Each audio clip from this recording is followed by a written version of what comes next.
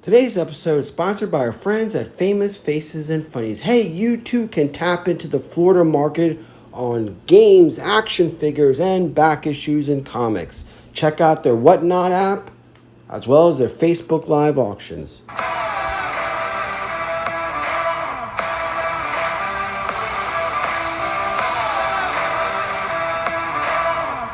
Hello and welcome to a very special episode of Codename New to Vero 2, the Gen X for Gen X channel.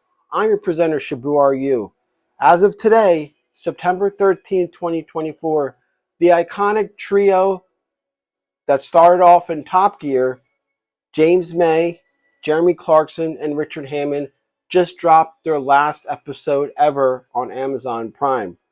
So in their honor, I decided to do a unique unboxing because we're going to take a look at the one thing that started all of us, whatever you're a Star Wars fan, G.I. Joe fan, Thundercats, you name it, Pokemon, whatever. The one thing that started it all for every boy, and I guess some girls out there, and that is the die-cast car. So we're going to take a look at an unboxing of 3 I picked up, talk about the cars, and talk about the hobby because I learned a shitload of stuff, and it is no different than whether you're a G.I. Joe collector or, a Star Wars when they were good, collector.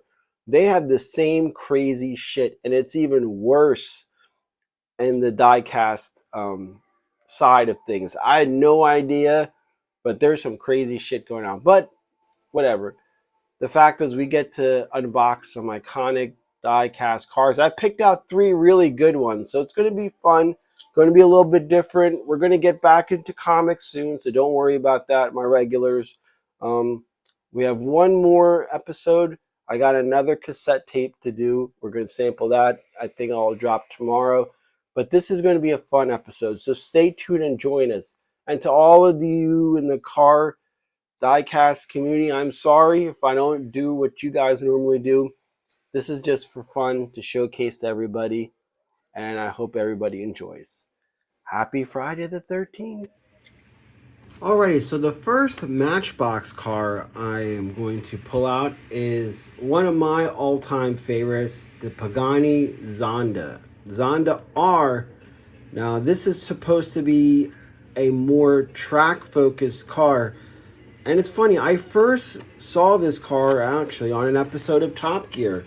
And the minute I saw it, I fell in love with it. I mean, yeah, there's Ferraris, Lambos, but this was something different. This was something new.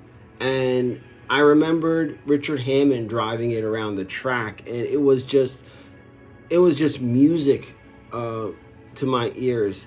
Now, the funny thing is, like, it naturally, because it doesn't have the Ferrari, Lamborghini heritage, this Pagani is relatively new, starting off in 2007, I believe, and the run for this car wasn't that long. It was like 9 to 2011, so it was a short run. Now, to make a more if you see we're not talking about like a Corolla LE versus like their I mean, right off the bat, these cars are freaking phenomenal. Now, what I love about this car so much is that it takes the power plant from AMG. So one of my cars, I mean, I've owned an Audi A4 Avant. I have a 328 with M tuning on it. So I love German cars. They're a pain in the ass. I don't recommend them. But I love AMG engines.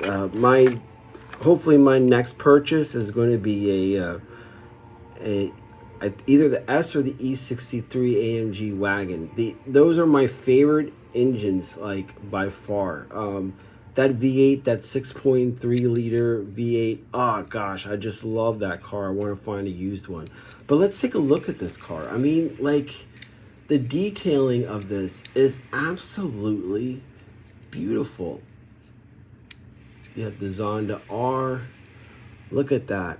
And the cool thing about this, like I said, is the AMG engine, but actually it's different because it shares the engine with the CLK GTR. So it's that really weird, exotic looking Mercedes that I think some people see. But the difference is the tuning and also the exhaust system. And when you hear this thing rip, it is like a fucking symphony. It is each gear resonates a different note. Like I can't, obviously I can't do it, but watch that episode of Top Gear, the Pagani Zonda. I mean, it is just it's an amazing car, and I just like the look of it. It's not Ferrari, it's not Lamborghini, like I said. It's something different. The dash is just looks like something from a spaceship. Obviously, you can't see that in a Matchbox car, but this is a beautiful, beautiful thing. I love the color of this with the yellow wheels. It's funny, like I was watching some videos and prepping. I mean, these guys change the rims, they change the wheels, and the big problem, like I was saying, is scalpers. Just like in G.I. Joe and Transformers or whatever, the scalpers would come in because anything basically with a Skyline, any offering of the Skyline mold is like freaking, I mean, go look on eBay just to prove a point. It's ridiculous. These are meant to be for children.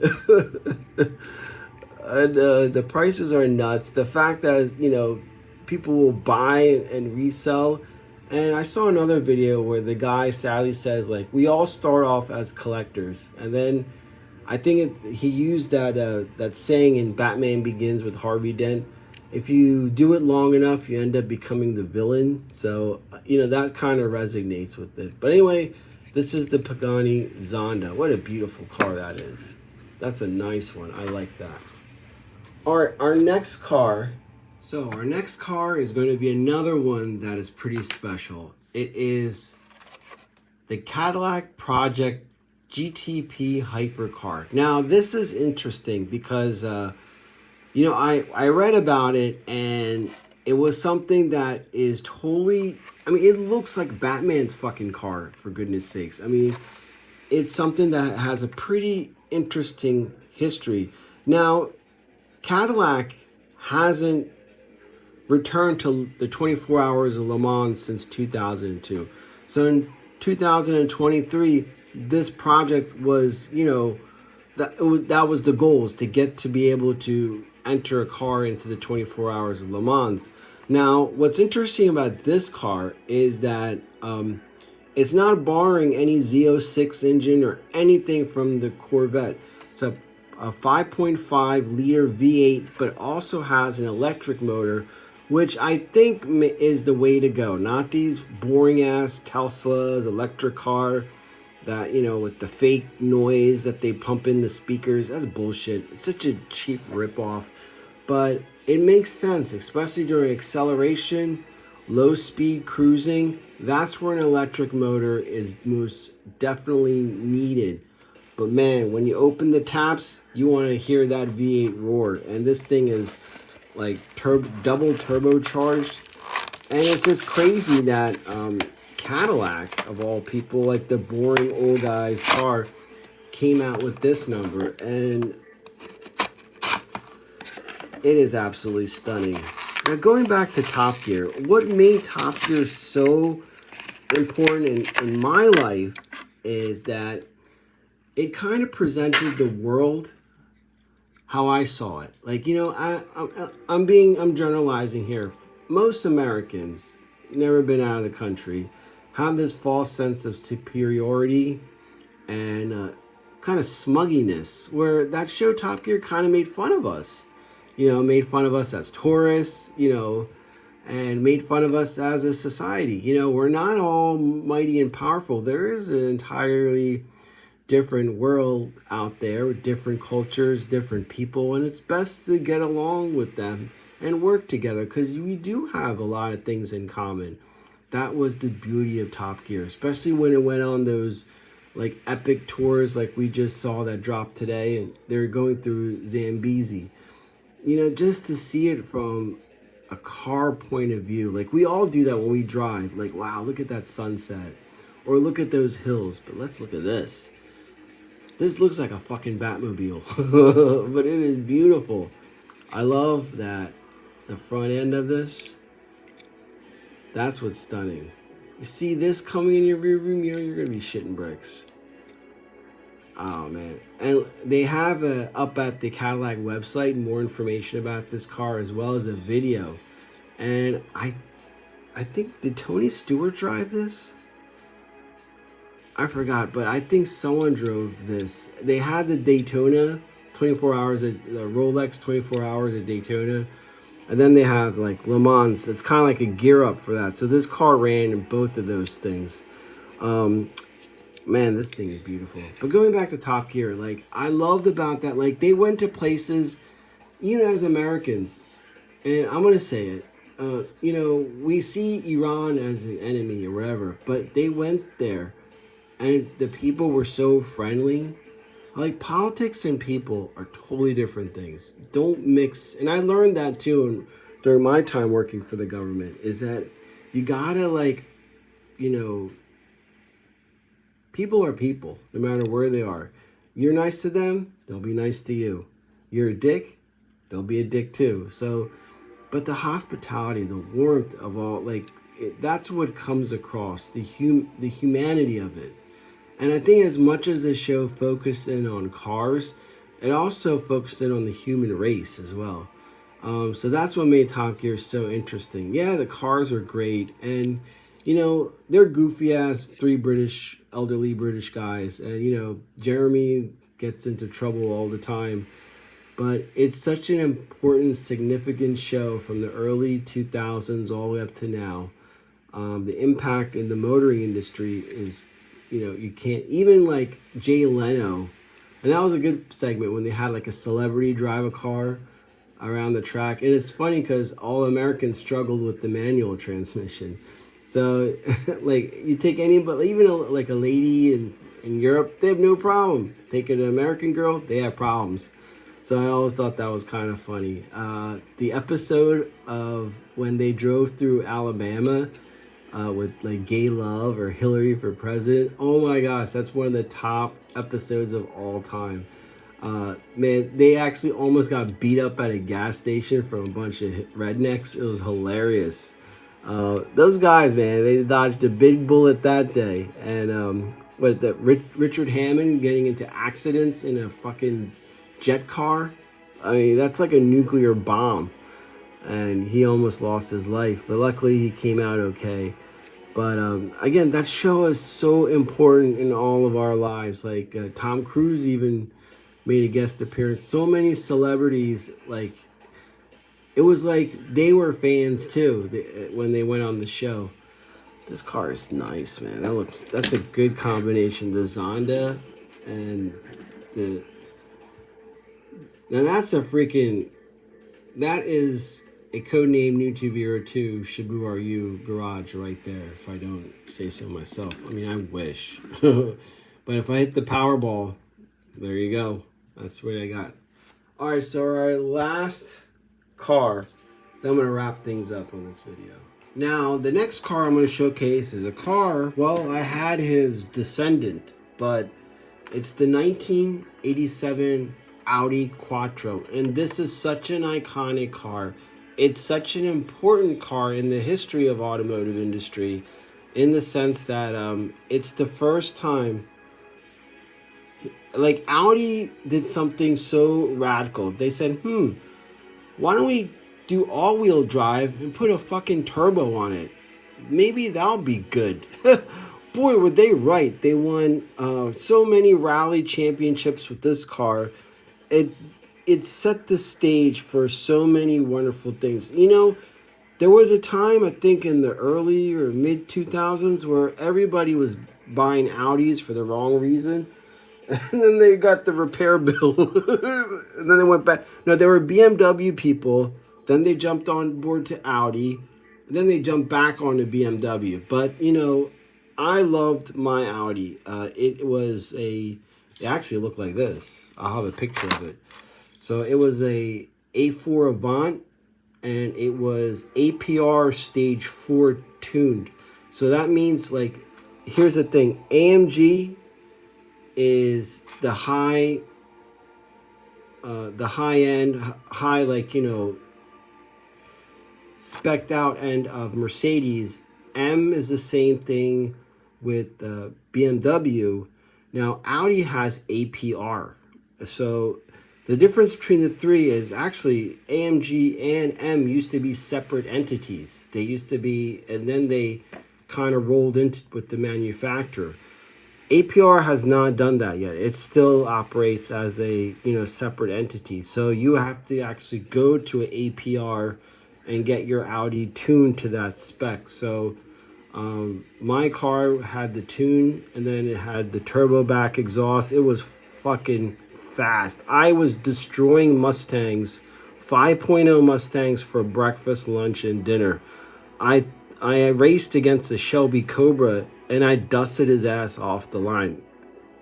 I remember he almost hopped the curb as I looked in the rearview mirror. But anyway, that car was beautiful. And, well, I don't know if it's good or bad, but some guy offered me a shitload of money, and I had to put in $3,000. So I decided, time to get rid of her, and that's when I got the 328i wagon. But let's open this thing up.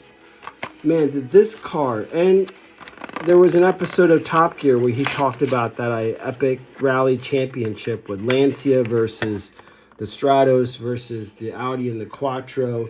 Those are some epic battles. I love rallying, and I know some NASCAR people. NASCAR is boring as fuck, like, you know, to me. There's no, like, I mean, I know there's skill. I know at the same time, like, rallying is like you have to be able to do math at a breathtaking speed, calculate trajectories, all this other stuff. It's such a, like, overloading of the senses, and it's amazing to watch. I mean, even those spectators that are there in Europe, the guy's making a turn, and they're like standing right there. That's crazy. But this is a beautiful, look at that. I mean, I'm glad, because you got the descendant and you got the parent right here, and they kind of look perfect together. Those are nice wheels on this car too. Perfect. I love this one. Oh my gosh, I love this Matchbox car. But you know what? The thing with Top Gear is, I remember the Helix, which is the Toyota Tundra, I would think, equivalent. They dropped it off an exploding building and started up again. That's another great episode. They made the most indestructible car you could buy as a Toyota Helix / Tundra. Or Tacoma, what's it called? Tacoma, that's it. The Tundra is the higher, the V8 one. So, yeah, so that was another great episode. And like I said, the humor of it, I know they get in trouble because it's kind of like, you know, politically incorrect, I would say nowadays, but that's them. I mean, they're entitled to it. They were like elderly gentlemen that they're not going to fucking, you know, be sensitive to everybody's feelings. And I like the fact that Hammond is just the biggest idiot in the show. Like, you would think with all that money that he had some sense of any, no common sense. And then, of course, James May is the boring, who thinks he's like Oxford educated, but he's really not. So that's another thing. Like, you have a guy who thinks he's a fucking professor, but he's just annoying. So, so it's these little things. They can never duplicate that. The American versions of Top Gear are absolutely terrible to watch, because those three guys had a chemistry together that I think will not be seen again. And Top Gear went on after they got fired. But it never was the same. Chris Harris is a tool. I mean, gosh, he's the most unlikable person on TV. Because, like, it just seems like he acts like he's entitled to drive these cars. And, like, you know, we should listen to him. Like, fuck Chris Harris. I hate that guy with a passion. But Top Gear is such a good show. I'm glad it's ending this way, because I think it's fitting that the guys are ending on a good note, and they're riding off into the sunset. I think Richard Hammond has the Daily Cog, which is on YouTube, and Discovery Channel, which is kind of like a repair shop. Clarkston has a farm and does those things on the farm. I watched season 1. It's actually interesting because you see what a buffoon, how difficult farming is, and for a buffoon like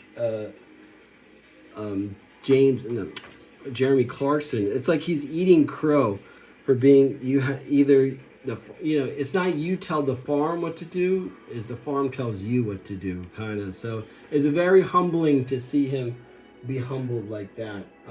Just to show you some of the other Matchbox cars in my collection. I do pick up a few every now and then. Let's see. There we go. But I thought it would be fun. So, just to show you a few, these are from my actual childhood. This is, of course, the Batmobile, the 66 Batmobile. This is my, what is the year? 1976. That's what it says there. Matchbox. Batmobile. Look at that. Isn't that fucking beautiful? I've had this all these years. Then, of course, you gotta have the General. So this is the General Lee. This is Ertl. Ertl were the ones who made the General Lee toys for... But yeah, the paint is gone, man. I'm keeping it just like this because, that's what I would imagine. And, sticking with the German, this is the Hot Hatch GTI. I think yeah, there you go. The trunk opens on that. That's pretty fucking cool. So, what's with these things, for us kids, it unlocked the imagination. It was the first time, before we got into G.I. Joe, before we got into Transformers, before we got into Thundercats, this is what unlocked our imaginations. I'm getting emotional because, you think about all the adventures you had with your toy cars. I always had a car in my pocket. This is, of course, the GTO. GT40, I'm sorry. GT40. So this is the actual new one, the recent one. This one won Le Mans again. So this is kind of like that. I love this car. I remember John Cena bought it and he couldn't fit into it, so he had to sell it, and he got in so much trouble because you have to sign a disclaimer in order to buy that car. So he had to sell it because he couldn't fit into it. This one, the P1, McLaren P1. So I was talking about that electric and combustible working together. This is where it was done epically. But it was the LaFerrari, or is it LaFerrari, and then the Porsche thing is 918 that came out. So those three were the new hybrids, the hypercar hybrids, and they went toe to toe. A lot of people like the LaFerrari, but I love the McLaren. I like the McLaren's look. And I like the back because the wing adjusts just kind of like a Bugatti does. So depending on your speed, the fin will adjust accordingly. It will go forward like an air brake when you're braking at high speed. So that's kind of cool when you see that. There's an episode again of Top Gear of that. And of course, this is the first Pagani. So there you go. That's why I brought that out. So you got the Zonda R, and who's the offspring, and then there's the parent, and then the same thing with this. It's kind of like the backwards. So you got the parent and then the offspring. That's fucking cool. And even you could put this there too. Well, the R. If this was a GTI R, then you could be able to put it because it had the 4-wheel drive.